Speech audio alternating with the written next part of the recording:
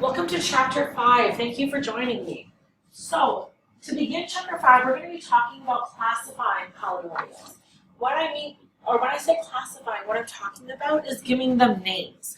And we're ultimately going to discuss two ways to name polynomials.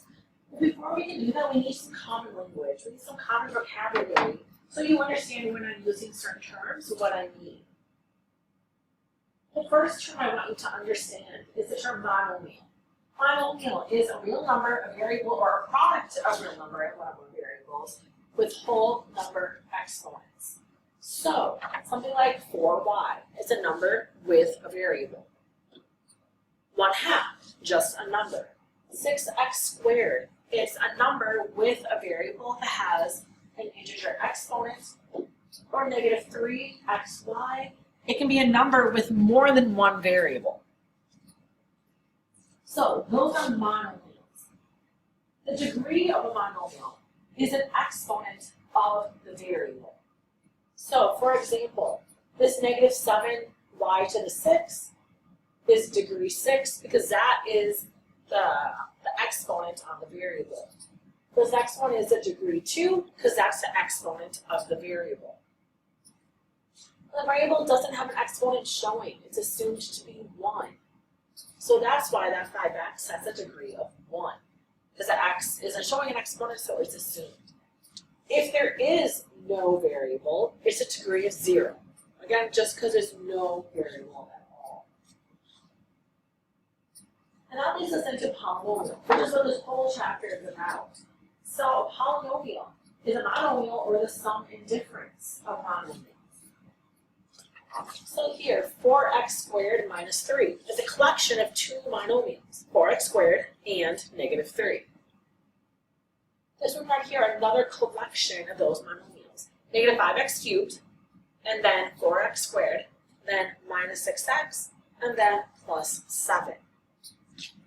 So, when we collect these monomials together to form a polynomial, now we can talk about the degree of a polynomial. The degree of the polynomial is the greatest degree of any of the monomials. So here, this polynomial has a degree of 2 because of that monomial that has the highest exponent. This one has a degree of 4 because again, that is the greatest exponent represented in the monomials. So now when we talk about degree, we're talking about the exponents, okay? The degree of the polynomial itself is just talking about the highest exponent.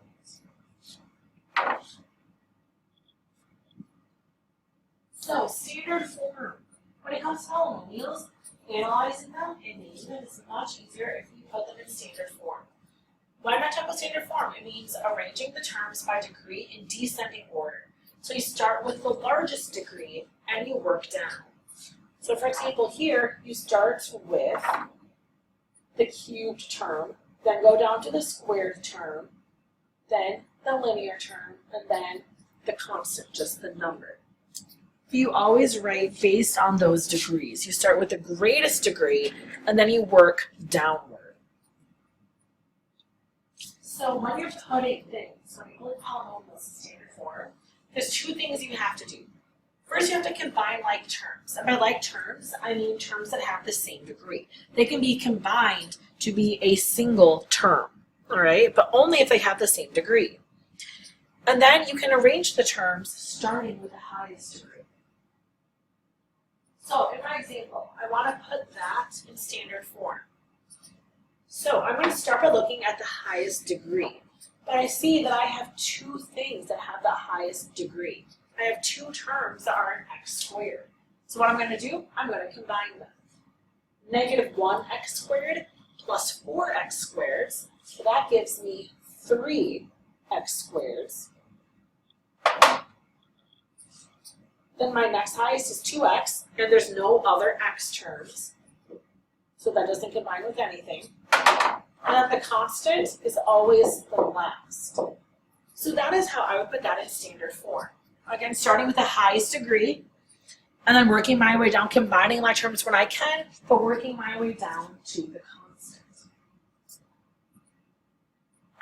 So once I understand standard form, now we can really start talking about how to handle naming them. So, classifying polynomials or naming them. There's a lot of vocab here, all right? So when you're doing your practice work, I'd recommend have this out looking at the vocabulary. Don't guess, look, all right? So, naming by degree. Okay, so this whole list is naming by the degree. So notice in this first one, that is an example of degree 0. Why? Because there's no exponent, there's no variable. So the exponent, or the variable, can't even have an exponent because it's not there.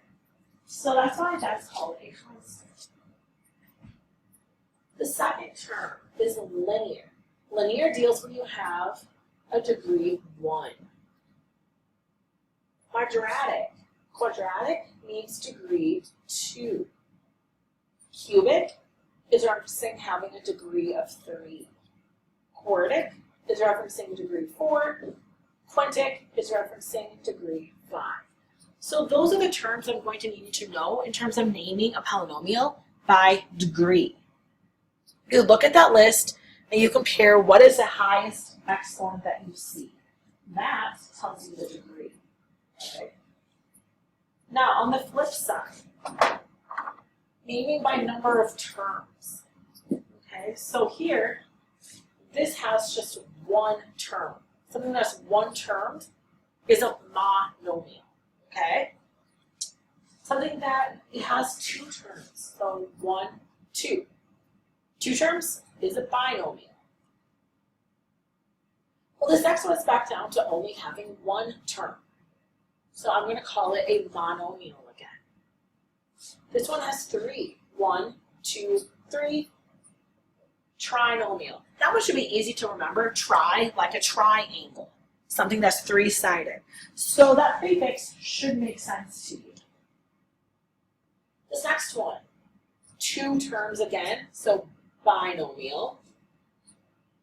This one has 1, 2, 3, 4 terms. Now when we get up to 4 and beyond, we don't give them special names anymore. So when it's 4 and beyond, we just begin saying, it's a polynomial of 4 terms.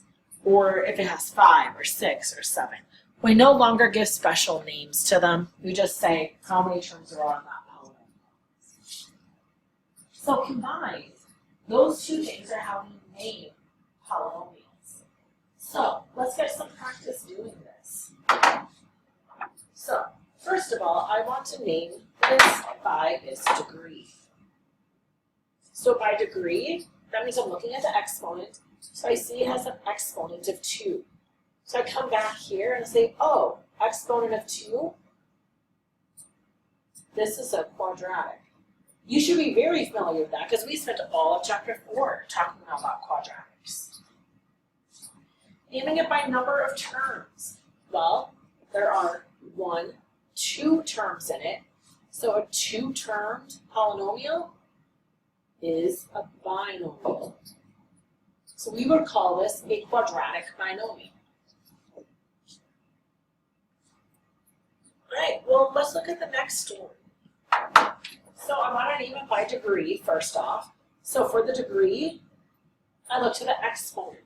Something that has 3 is going to be a cubic. So degree 3 is cubic. And I see 1, 2, 3 terms. 3 terms is a trinomial. So that will be named as a cubic trinomial.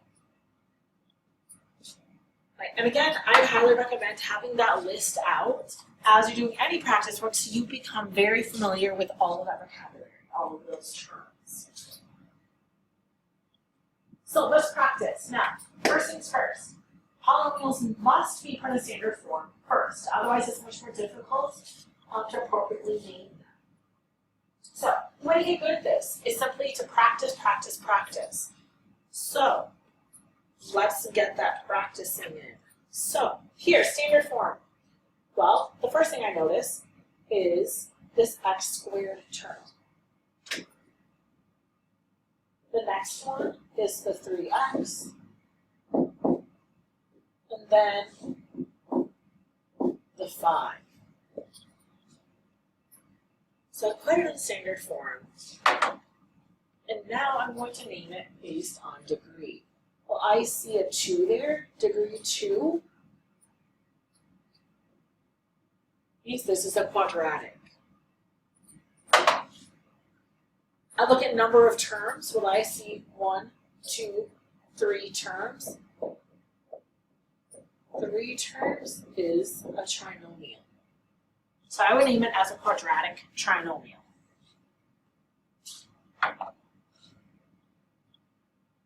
My next one, so I want to put that in standard form. So I look for the highest degree first. So I see an x to the 4. And now I see a negative 6x squared and a 10x squared. So those two things can combine for me. 10x squared minus 6x squared is a 4x squared. Then I see a 4x and a minus 12. So again, as you're looking, you always want to make sure you combine like terms if possible. So to name this by degree, I look at the highest exponent. Then I look back at that chart. You see an exponent of 4 makes this a quartic function, a quartic polynomial. 1, 2, 3, 4. I count 4 terms. Now remember, when we get up to 4 and above for a number of terms, it doesn't have a special name anymore. We literally just write polynomial of 4 terms. And that's good enough.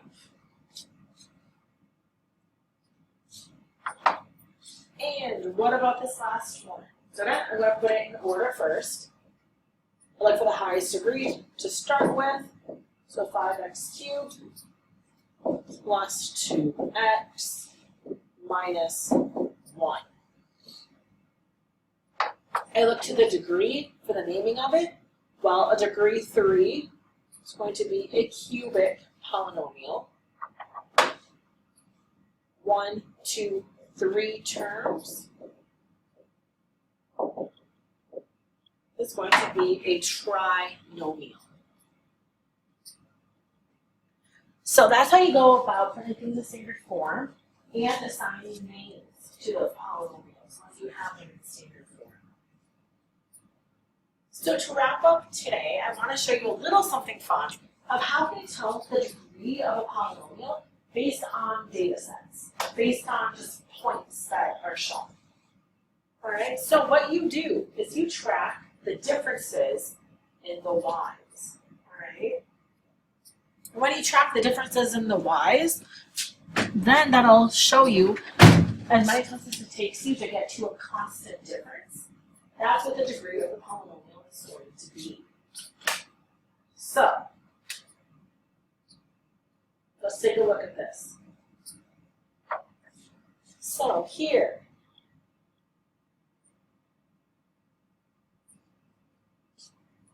what is the difference between 23 and negative 16? I start with the y's and I just start finding differences. So I take negative 16 and subtract 23 to find that difference.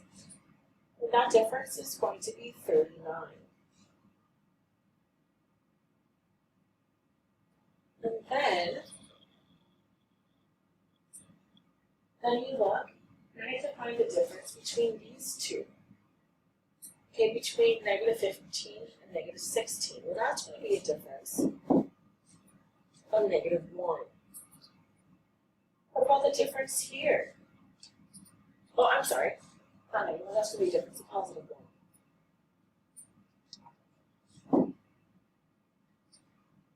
Negative 10 minus negative 15 is a difference of 5.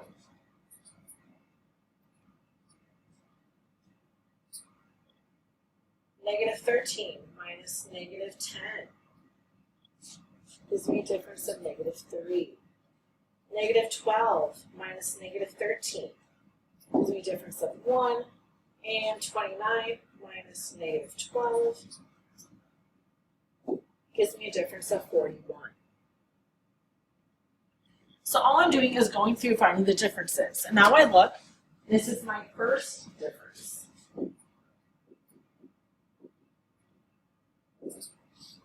And my numbers are not the same. So what that means is I have to do this again. All right, so 1 minus negative 39. That gives me 40. 5 minus 1 gives me 4. Negative 3 minus 5 gives me negative 8. 1 minus negative 3 gives me 4. 41 minus 1 gives me 40. So that's my second difference. And they're still not the same, all right? So I'm going to have to go another step. So let's try this. 4 minus 40 gives me negative 36. Still not the same. Negative 8 minus 4 gives me negative 12. 4 minus negative 8 gives me 12. 40 minus 4 gives me 36. So my third difference is also not the same. So let's try this. Negative 12 minus negative 36. That gives me 24. 12 minus negative 12 gives me 24. 36 minus 12 gives me 24. So here we are. We finally get the point that all of the differences are the same. Okay? Finally. So what that means, this data here, this data comes from a 4th degree polynomial, or you know that is quartic. So this data comes from a quartic polynomial. So just a fun little trick that you can do to discover about the data that you're looking at, the data that you're using. All right, so thank you so much for joining me in this video. So I'd like you to write me a little summary about what you want to take away from this. Again, mostly it's vocab and making standard form. So write to me about that, about how you're going to remember those skills, continue developing those skills throughout the chapter. So thank you for joining me, and I'll see you for your practice work.